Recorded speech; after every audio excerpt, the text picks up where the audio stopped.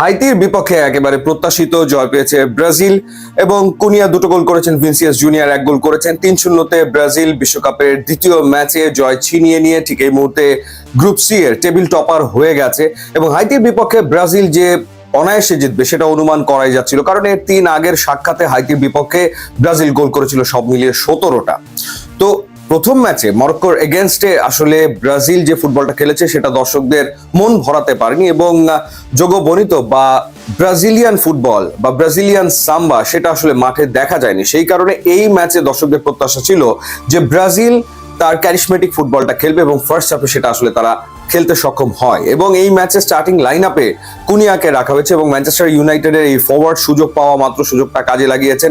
In fact মরক্কোর বিপক্ষে starting line আপে তাকে কেন রাখা হয়নি সেটা নিয়েও ঢের আলোচনা হয়েছে এবং কার্লো আনচেলোত্তি তিনি মরক্কোর বিপক্ষে শুরুর একাদশে রেখেছিলেন ব্রেন্টফোর্ডের স্ট্রাইকার থিয়াগোকে এবং থিয়াগো একেবারেই নিষ্ক্রিয় ছিলেন প্রথম ম্যাচটাতে। সেই কারণেই কার্লো আনচেলোত্তি এই চেঞ্জটা করেছেন এবং চেঞ্জটা কিন্তু পুরোপুরি কাজে লেগে গেছে এবং কুনিয়া কিন্তু একটা দারুণ সিজন কাটিয়ে এসেছেন ম্যানচেস্টার ইউনাইটেডে। সুতরাং ডেফিনেটলি আমার মনে হয় যে এখন থেকে ব্রাজিলের প্রত্যেকটা ম্যাচে স্টার্টিং লাইন আপে কুনিয়াই আসলে থাকবেন এবং কুনিয়া গোল করেছেন 23 মিনিটে, 36 মিনিটে এবং যথারীতি এই ম্যাচে আরো একবার ভিনিসিয়াস জুনিয়রের ম্যাজিক কিন্তু দেখা গেছে।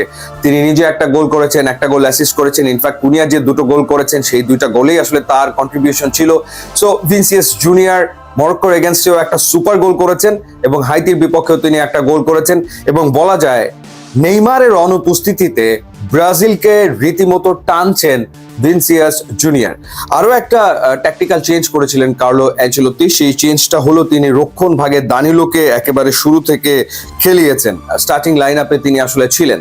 আর চিন্তার বিষয় হলো রাফিনার ইনজুরি, রাফিনা ইনজুরিতে পড়ে গেছেন। যদিও মরক্কোর এগেনস্টে রাফিনার পারফরমেন্স খুব একটা ভালো ছিল না এবং ফ্যানরা হতাশ ছিলেন। তারপর রাফিনা খুবই গুরুত্বপূর্ণ একটা প্লেয়ার, ফার্স্ট হাফে তিনি ইনজুরিতে পড়ে মাঠ ছেড়ে যান এবং তার জায়গায় পরবর্তীতে নামানো হয় বোর্নমাউথের রায়ানকে। রায়ান মোটামুটি খেলেছেন, বাট আমার কাছে মনে হচ্ছে যে আর্সেনালের মার্তিনেল্লিকে আমার মনে হয় নেক্সট ম্যাচে বা রাউন্ড অফ 32-তে গিয়ে শুরুর একাদশে দেখার একটা বিরাট সম্ভাবনা রয়েছে। মার্তিনেল্লি যতটুকু সময় পেয়েছেন ততটুকু সময় কিন্তু নিজের ঝলক দেখিয়েছেন। ইনফ্যাক্ট একটা শট যেটা নিয়েছিলেন, যেটা ক্রস বারে লাগলো, ওইটা যদি গোল হতো এটা একটা দেখার মতো গোল হতো।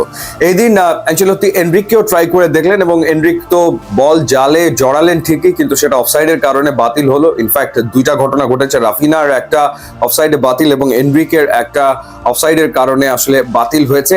ওভারঅল হাইতি আসলে দুর্বল একটা দল ছিল যাদের ফিফা র্যাঙ্কিং হচ্ছে 85, ব্রাজিল যেখানে 6। সুতরাং এই ম্যাচে হাইতির বিপক্ষে ব্রাজিল আসলে খুবই অ্যাটাকিং ফুটবল খেলে অনেকগুলো গোল করবে এটা প্রত্যাশা ছিল। বাট সেকেন্ড হাফে গিয়ে কিন্তু হাইতি ভালো প্রেস করেছে এবং ক্রেডিট দিতেই হবে। ফার্স্ট হাফে তারা আসলে হাইলাইন ডিফেন্স করতে গিয়েছিল, সেখানে তাদের কিছু ভুল ত্রুটি হয়েছে, বাট সেকেন্ড হাফে তারা অনেক ওয়েল অর্গানাইজ ছিল। তারা মিডফিল্ডে সেকেন্ড হাফে গিয়ে জোর দিয়েছে এবং কিছু যে চেঞ্জ করা হয়েছে প্লেয়ারদের, তারপরে কিন্তু দেখা গেল যে মাঝ মাঠে হাইতি তারা দখল নেওয়ার চেষ্টা করছে বা বেশ কিছু গোলের চান্স তারা ক্রিয়েট করতে সক্ষম হয় এবং একটা গোল তো অ্যালিসন বেকার নিজে আসলে সেভ করলেন। সো সেকেন্ড হাফে কিন্তু হাইতি অনেক বেটার ফুটবল খেলেছে। এখন কথা হলো যে ফার্স্ট হাফে 3-0, কিন্তু সেকেন্ড হাফে স্কোর কিন্তু আর ব্রাজিল করতে পারলো না। তো ধীরে ধীরে রিদমে ফিরছে, বাট নেইমারের অভাব যেটা, সেই অভাবটা কিন্তু আছে। নেইমারকে আসলে লাগবে, বিকজ রাউন্ড অফ 32-তে গিয়ে ব্রাজিল প্রবাবলি ফেস করবে আইদার নেদারল্যান্ডসকে, ইউরোপিয়ান টিম, অথবা জাপানকে, অথবা তারা ফেস করবে সুইডেনকে। সো রাউন্ড অফ 32 কিন্তু ব্রাজিলের জন্য খুব একটা সহজ হচ্ছে না। তো তার আগে আরো একটা ম্যাচ আছে স্কটল্যান্ডের এগেনস্টে, যে স্কটল্যান্ড মরক্কোর কাছে 1-0 গোলে হেরেছে এবং তারা হাইতিকে 1-0 গোলে হারিয়েছে। তো সেই ম্যাচে ব্রাজিল কেমন করে সেটা দেখার ব্যাপার। বাট ওভারঅল ব্রাজিল আসলে তার চেনা রিদমে ফিরছে। গোল আরো হতে পারতো সেকেন্ড হাফে, ডেফিনেটলি সুযোগ আসলে অনেকগুলো এসেছিল। অ্যাডারসন একটা মিস করেছেন, কিংবা ডগলাস সান্তোস একটা ভালো সুযোগ পেয়েছিলেন, তিনি একেবারে বারের উপর দিয়ে মারলেন। এই সুযোগগুলো যদি কাজে লাগাতে পারতো ব্রাজিল, তাহলে স্কোর লাইনটা আমার মনে হয় যে ওরকম 5-0, 6-0 আসলে হয়ে যেত। সবচেয়ে ইম্পর্টেন্ট ব্যাপার ব্রাজিলের রিদমে ফেরা এবং কার্লো অ্যানচেলোত্তি তার স্কোয়াড, তার team according to the tournament সাজিয়ে নেবেন। যেরকম এই ম্যাচে তিনি শুরু থেকে খেলিয়ে দিয়েছেন কুনিয়াকে, প্রবাবলি মার্টিনেল্লিকেও হয়তোবা আরো বেশি গেম টাইম দেবেন সামনের ম্যাচগুলোতে, বা এনরিককে সুযোগ তিনি দিয়ে দেখবেন। সো দেখা যাক, এবং by that time Neymar probably সুস্থ হয়ে উঠলে ব্রাজিল আরো শক্তিশালী হয়ে উঠবে। ইউটিউব এবং